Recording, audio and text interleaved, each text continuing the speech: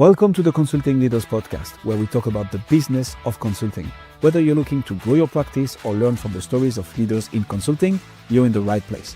I'm your host, Guillaume Jouvencel, ex-PwC and co-founder of GHA Marketing. Join me as I interview the best consultants in their niche. Let's get on with the show.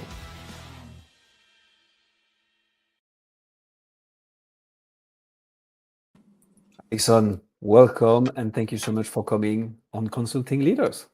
My pleasure, Guillaume. We did it. All right. What led you from language and international communication into building a global executive coaching practice? And what was the moment that you realized that this was the thing for you?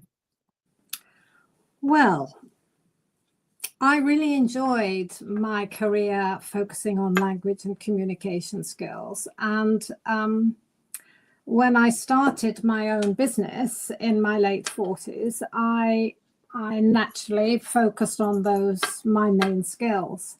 But after a few years, I realized that it was never going to make money because I liked doing it too much. I did all the work with the clients, I did all the preparation work, I set up all the meetings and everything. And I realized this is not going to make money and I'm going to exhaust myself. So it was that moment I started to look, I need to move into management training, that kind of thing. And so that's where I started to move into presentation coaching, into cross-cultural work. And eventually I decided I was just going to lead on coaching only.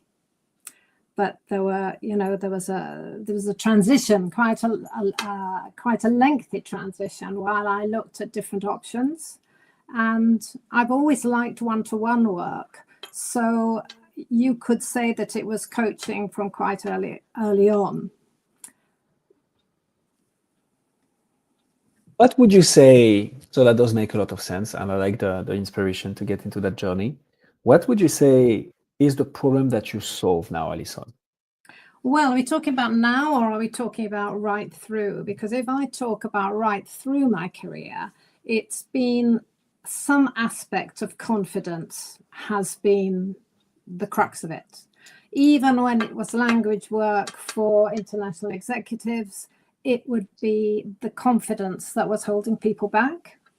So they might have been extremely articulate in English, but because it wasn't their own language, they felt that they were less good, less themselves than when they were speaking their own language. So it was an aspect of imposter syndrome, you might say, or confidence or self-concept, that kind of thing, which has run through all my work. And I think even now it can be a large part of what brings people to me. Does that make sense? It does. So in that regard, when do senior leaders, right, come to you, what is the core leadership or communication problems that you help them solve and to achieve what results? Like what's the outcome of all this? Well, if I look at a couple of recent examples, it's transition.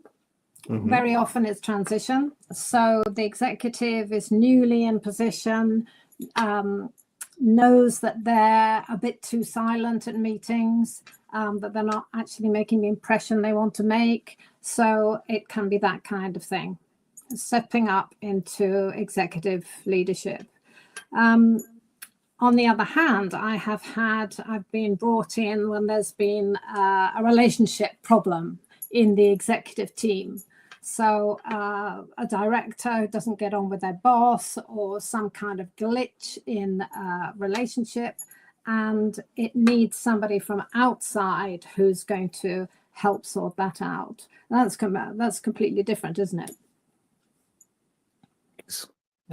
So that can be challenging then, right? And I mean in the sense of finding the right person. So who is it that you help today? Is there like a specific industry, a specific position, a specific industry? I mean, company size?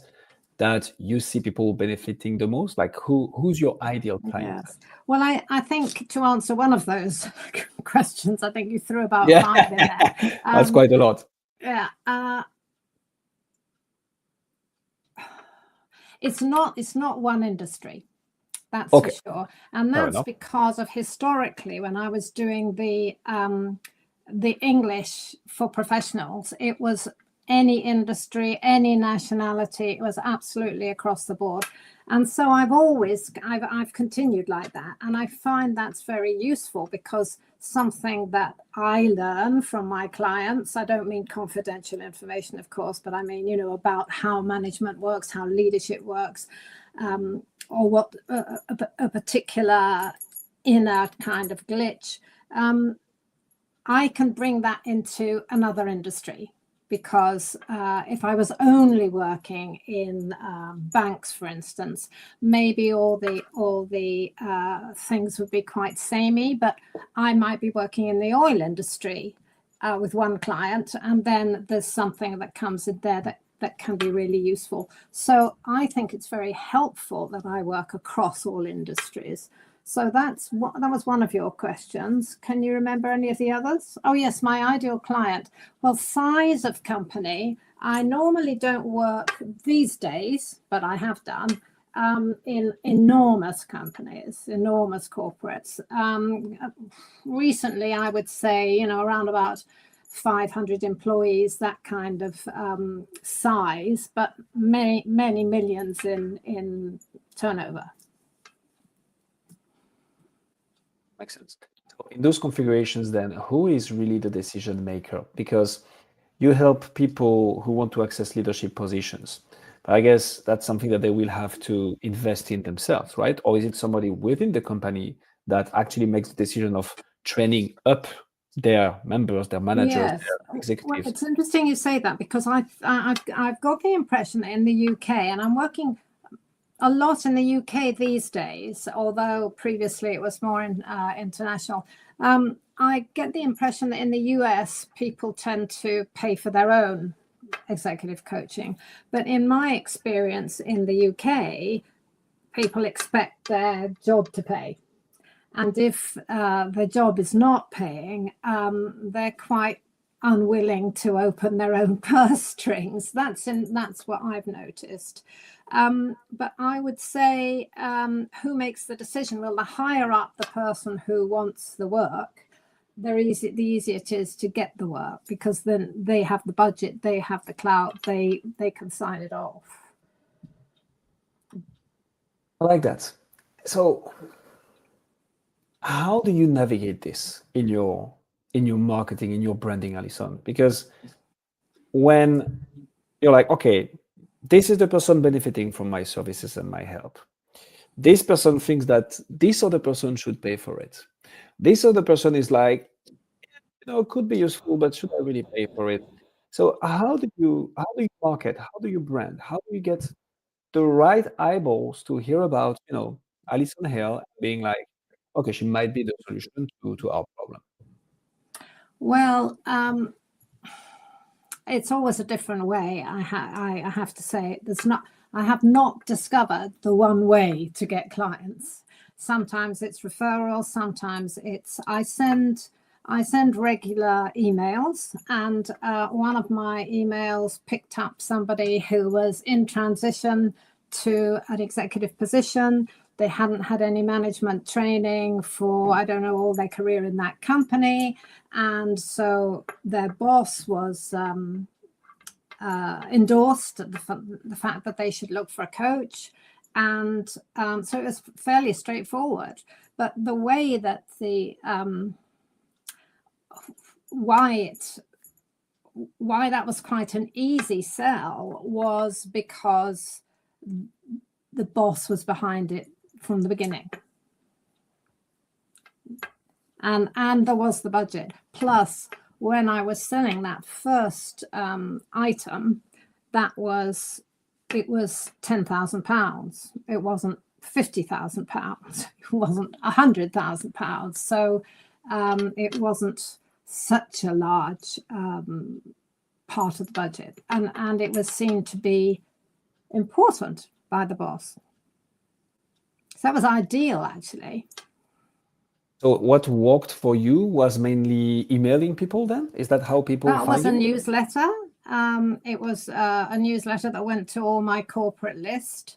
And on that occasion, I don't know how long that person had been looking at my stuff, but back then, that was a few years ago, you didn't need so many touches before you earn somebody's trust. But if you want Why is to know that you how... think? Sorry? Why is that you think? Why do you think? Well, I think because the market for coaches is overcrowded now. When I started, I was one of fairly few.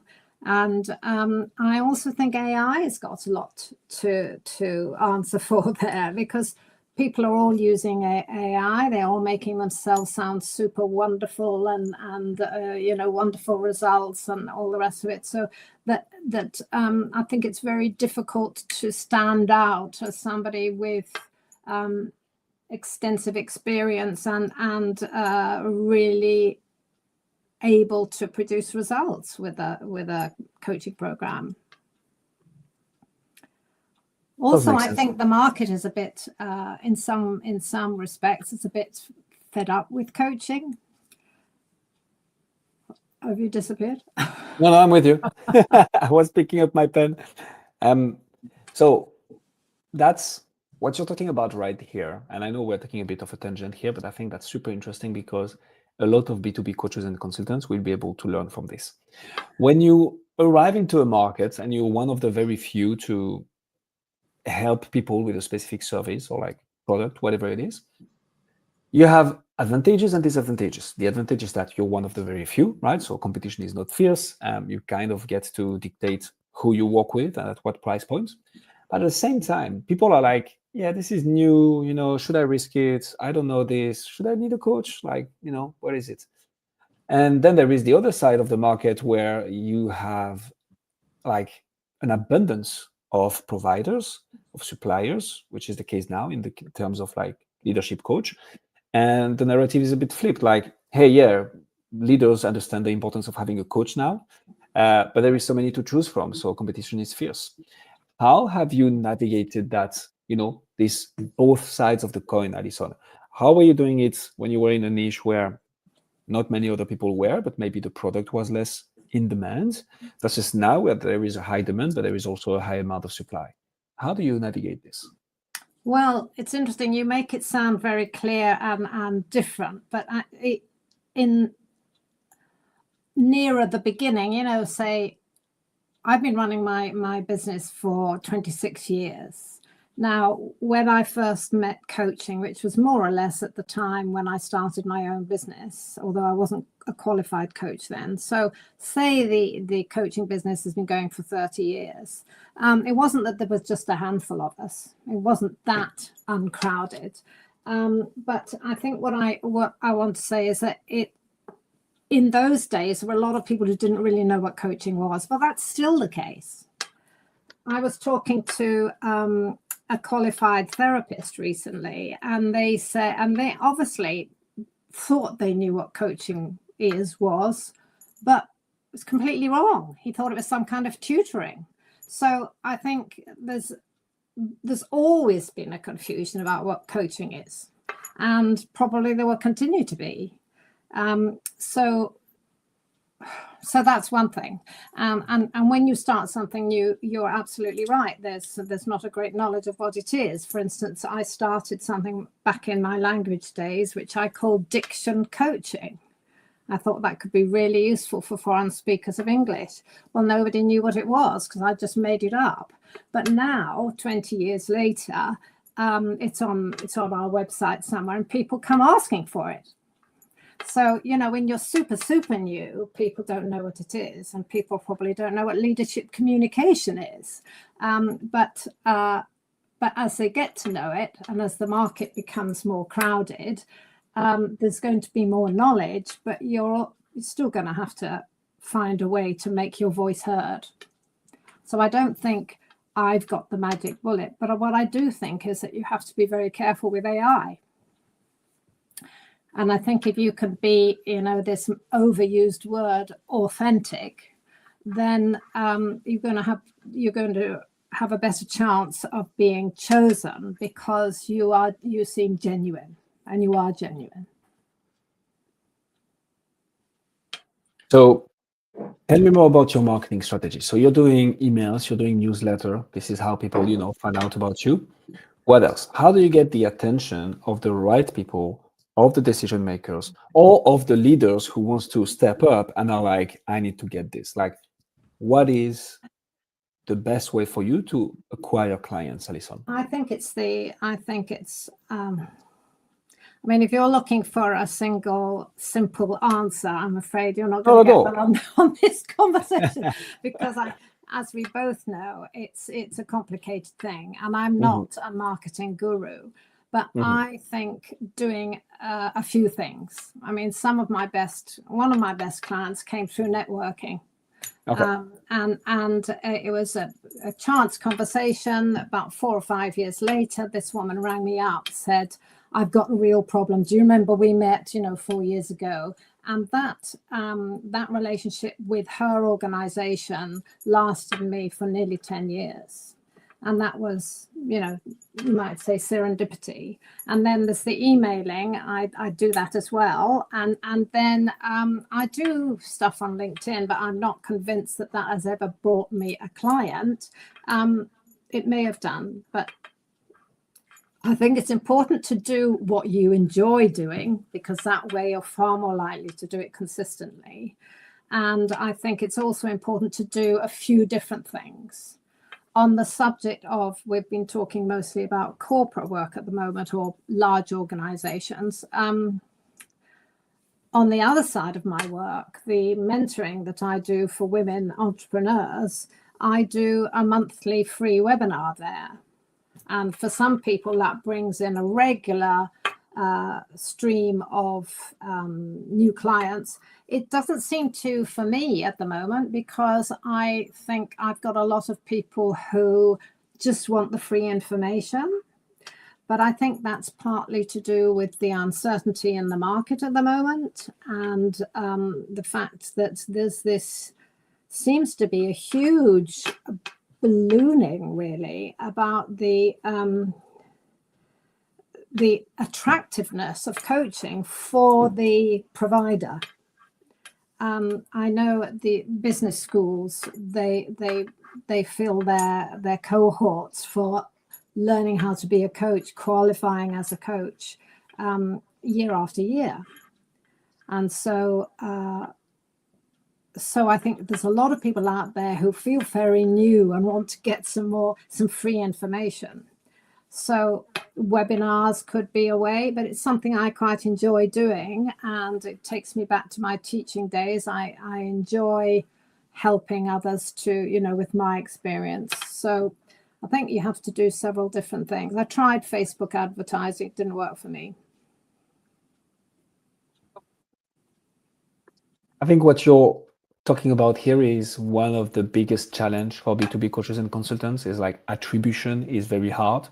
Not because we don't know how to market in this industry, but more because we live in a trust recession world, and having that brand that will allow you to get in front of the right people at the right time consistently, month over month over month, years over years even, is actually what's going to draw in people. So like attributing people to one single source of acquisition is not realistic, because they might have seen a post from you on LinkedIn. They might have heard you on a podcast. Then they might have checked out the website. But then when they were ready, it's because they saw a TikTok video where you were featured or talking. I don't know if you do some TikTok videos, Alison, but it's those multiple touch points that will, fair enough, that will help people gain trust with you and eventually end up reaching out to get help. So I think what you're explaining here is full of sense.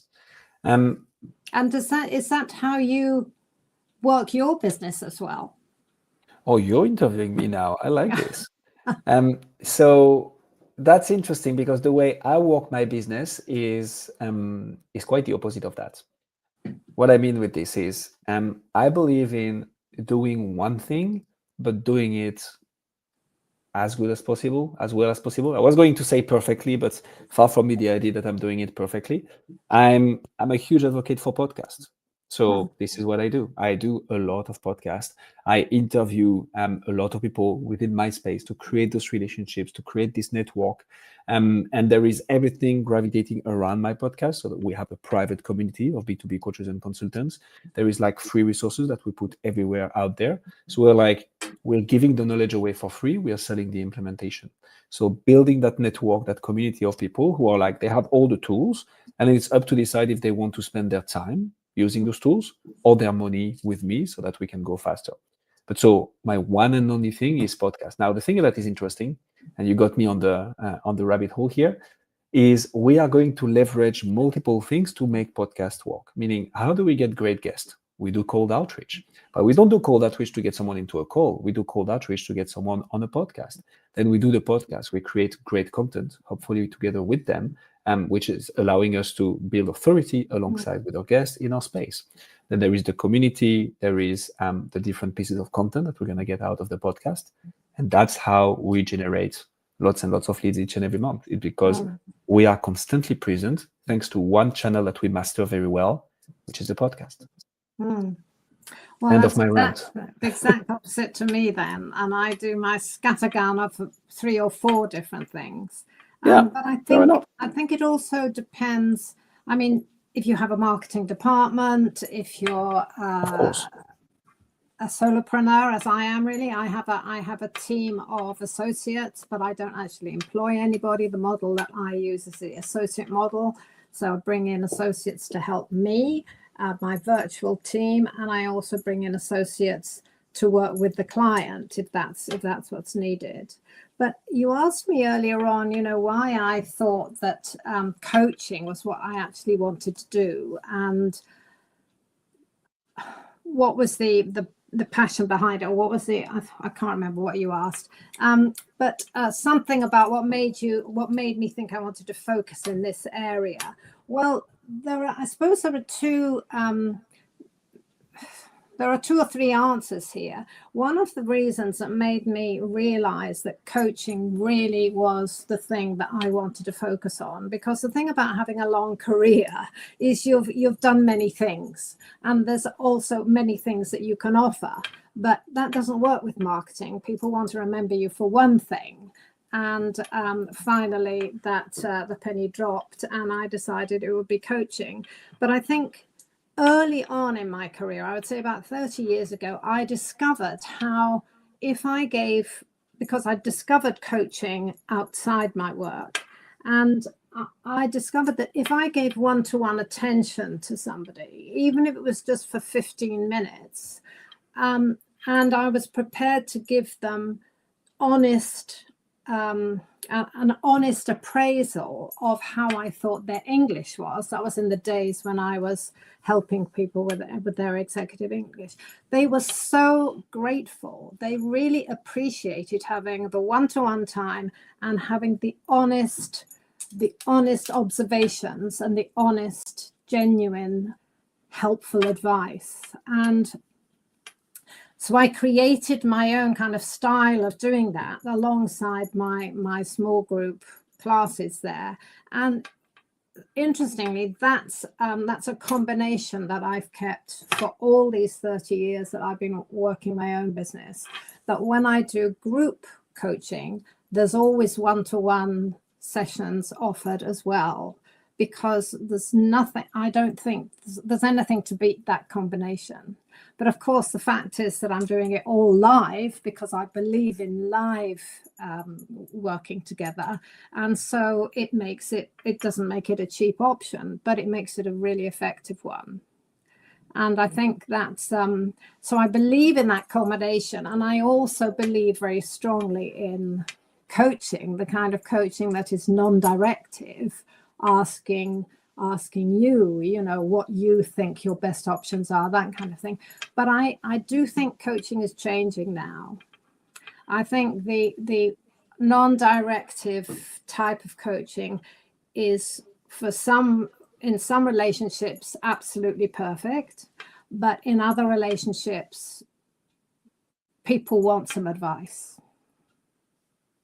So I think things are changing. And now that there are so many coaches and a lot of them are new,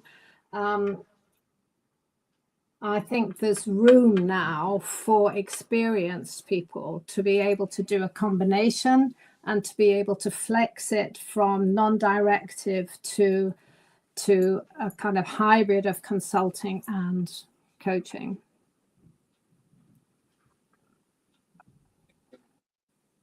Ask it bluntly. How do you sell this?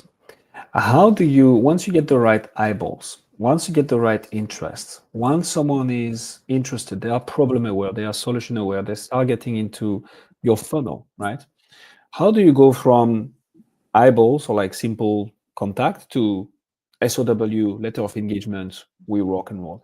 In that constantly evolving world where things get more complex, you have like mixing of services. How do you, Alison, make your prospects cross the finish line and become clients? Well, I think it can take a long time, and it can. Oh, that it does. Yeah, and one of the observations I would make is that in this environment of uncertainty that we've got globally, with leaders playing a different game, and these international organizations which are now becoming less powerful, like NATO, and being questioned, I think there's a lot of uncertainty around, and I think companies, especially in the UK, have been waiting to know, well, what's the future going to hold? We won't spend anything on learning and development for the meantime. We'll keep those budgets until 2026, and then we'll make a decision. Very many of my clients in the entrepreneur space are finding that clients want their services, but they're saying yes, but not yet. So that's one of the, sorry, I've completely forgotten your question. That's very good. How do you get from the start to the finish line? Yeah, but that's a very good point. Like let's call what it is, right? Let's call a cat a cat. I'm not sure that's a proper English translation, but that's how we say in French. The objection that you mentioned, which is, hey, yes, sounds great, I want to do that, but not now, is actually not that much a buy-in, but for later. It's stalling, right? It's like they're not ready to make a decision yet. They're like, yeah, maybe, but this is either not high enough in the list of priority or in the list of pains that they feel they need to resolve it right now. Oh, yes, so, that's that too. So how do you walk around that, Alison? How do you make people conscious of the fact that they need to act now if they want to grow? Because business and leadership love speed. Sorry, I'm going ahead of myself here. I'll let you answer. Yes, well, I think what tends to happen with me is that somebody will contact me who's got a burning issue. Yeah. And that's, of course, the ideal client. Somebody who can no longer put up with that relationship or that boss or that whatever it is, and needs to have help. And so what normally happens is that they probably call me, or at least in the old days, they would call me and they would tell me what it was all about. And that would be quite a long call because it would all come out at what the problem is. And so that might be a half-hour call or 45 minutes or something. And I would say, well, let me think about it, and I'd say what's your possible budget for this, and they would tell me quite a small budget, and they'd probably tell me what they think they need, and I think probably these days I would normally tell them straight away, well, look, I don't think this will be sorted in that short a time. They'd say maybe 3 sessions or that kind of thing. But I would book another call with them and I'd come back with some ideas. And in most cases, I would say, or even if we didn't have even if I said this on the first call, I might say, well, look, I think this is going to take 6 months to sort out. I don't think you'll do it in, your 3 sessions. And if they said their budget was 2.5 grand or something, I might say, well, look, I think it's probably going to cost a little bit more than that, but let me have a think. And so I would come back and normally speaking, sometimes I would even tell them, that my 6-month program is for this kind of thing is normally such and such a price. And normally I would probably go back, and of course it would cost more because it was going to take longer. But I'd have thought it out and how we might do it. And I would always suggest that we talk with your boss next time, so that we would have a 3-way conversation with the boss and find out, what do they think is needed, so that we're very much, I'm always very much aware that if the organization's paying, the organization needs to get a benefit out of this. It's not just about the individual feeling better. And then we would go from there. Sometimes it would be, this would be done online. Sometimes it would be done again face to face. And then I would make a proposal. Or it might be slightly different from that. Sometimes it takes 3 or 4 phone calls or Zoom calls or Teams calls where the initial person wanting the coaching goes back to their boss, has a conversation, comes back to me and says, oh, well, they think this and da. And so back and forward we go. But in the end, it's if it's an urgent thing and it's really making waves in the organization, then probably my recommendation would be taken. But that then answers your question about the ideal client. The ideal client is someone who has a problem that's affecting them, but it's also affecting others, and it's affecting their effectiveness, so that the company is prepared to pay. And I would also, one other thing I would say is that very often the client comes to me and has this idea that 6 sessions is going to be what they need, or the HR comes to me and says, if an HR comes to me and says, I've got a client who wants some coaching, how much do you charge? Yeah. I say, well, I'm very happy to tell you my charges, but I can't until I know more about the situation. So can you tell me the situation? Can you tell me the role of the person? Blah, blah, blah, blah. And then I would probably avoid saying anything about pricing unless I gave a ballpark figure. I'd need to speak to the person who wants the coaching, because until you know from the horse's mouth what's important, how can I possibly know how we're going to reach success? So that's another aspect. What's, for you, Alison, who has so many years of experience, what would you say is the next challenge that you're looking forward to take on? Like, what's the next thing that, if you crack that nut, you're going to take the whole business to the next level, if that's even the objective? Like, well, actually, my objective is not to take it to a huge next level. Okay. Because well, it's not my objective. My objective is to do really useful work and to do it within my own time frame. I don't want to work 5 days a week rushing around the country like I used to do. I want to be able to work 3 days a week, and I want to be paid what I'm worth and get and make a really good impact. But what my next step is, my next ambition is something I'm launching next year, which is a mastermind for women who want to self-actualize. If you know Maslow's hierarchy of needs, the top phase, once you've got your survival in place and you've got your recognition, etc., it's about self-actualization. How do you actually, that extra potential that you know is inside and that you haven't yet brought out? Maybe it's a book, maybe it's an income level, maybe it's a legacy that you want to leave to the world or to womankind or whatever. I want to have a mastermind that helps women to produce that next level for themselves. And that's what I'm planning. And I'm interested in anybody who wants that kind of support in a group where it's like the Three Musketeers, all for one and one for all, where everybody is working for the success of the whole group.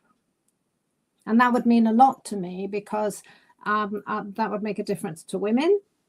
And when women have money and they have success, they use it in a different way. Yep. And I don't know if you know, but they say, but certainly in America, it's women who are buying coaching. So I was in the US for the last 3 months, and I'm about to come back because I love it. And I learned over there that 80% of the purchasing decisions are made by women. So I'm also not surprised of the fact that women are the ones seeking coaching.